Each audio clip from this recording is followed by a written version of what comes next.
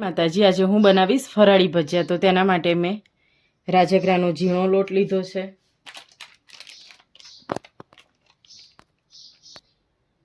અડધી વાટકી સિંગોડાનો લોટ લીધો છે અને અડધી વાટકી રાજગરાનો કરકરો લોટ લીધો છે.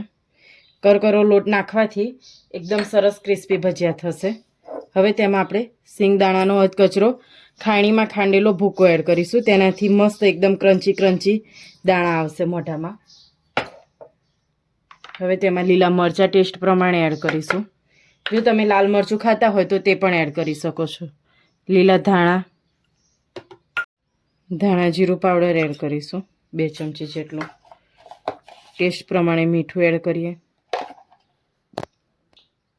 1 ચમચી આપણે ખાંડ એડ કરીશું અને હવે તેમાં આપણે 2 ચમચી જેવું દહીં એડ કરીશું. દહીં ના હોય તો તમે લીંબુનો યુઝ પણ કરી શકો છો. તો આપણું ઘરનું બનાવેલું સરસ ઢેફા જેવું દહીં 2 થી 3 ચમચી એડ કરીશું. હવે તેમાં 1 નાનું બટેકું છીણીને લીધું છે. જો તમારે બટેકું એડ ના કરવું હોય તો તેને શકો છો અને જો બાફેલું બટેકું હોય તો તે પણ મસળીને એડ કરી શકો છો. હવે બધી જ વસ્તુને સરસ મિક્સ કરી લઈએ. તો બધી જ વસ્તુ સરસ મિક્સ થઈ ગઈ છે. હવે તેને ઢાંકીને 10 મિનિટ માટે રહેવા દઈશું, એટલે ખાંડ દહીં બધી વસ્તુ એકબીજાની અંદર સરસ મિક્સ થઈ જાય. અને આપણે અત્યારે બહુ ઢીલું નથી કરવાનું, કદાચ પાણી છૂટે અને ઢીલું થાય એટલે. હવે 10 થી 15 મિનિટ થઈ ગઈ છે. ખીરું મિક્સ કરી લીધું છે. આટલું ઢીલું છે ખીરું. તમારે આનાથી વધારે ઢીલું કરવું હોય તો પણ કરી શકો. બહુ ઢીલું હશે તો તેમાં તેલવાળું થશે, એટલે માપનું ઢીલું રાખવું. હવે આપણે ગરમ તેલમાં ભજીયા બનાવી લઈશું.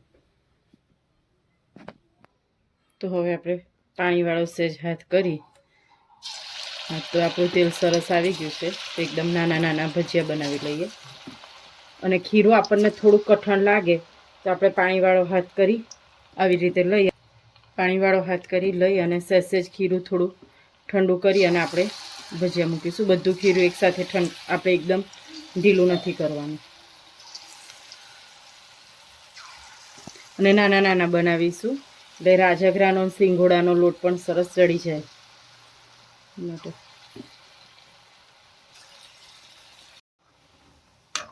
તો હવે આપણે આવી રીતે થોડું મિક્સ કરી અને એકદમ ગોલ્ડન બ્રાઉન કલરના થવા દઈશું. તો હવે આપણા ફરાળી ભજીયા એકદમ સરસ ક્રિસ્પી તળાઈ ગયા છે. તો તમને અમારી રેસીપી કેવી લાગી તે જરૂરથી કોમેન્ટમાં કહેજો. અમારી ચેનલને લાઈક કરો, શેર કરો અને સબસ્ક્રાઈબ કરો. જય માતાજી.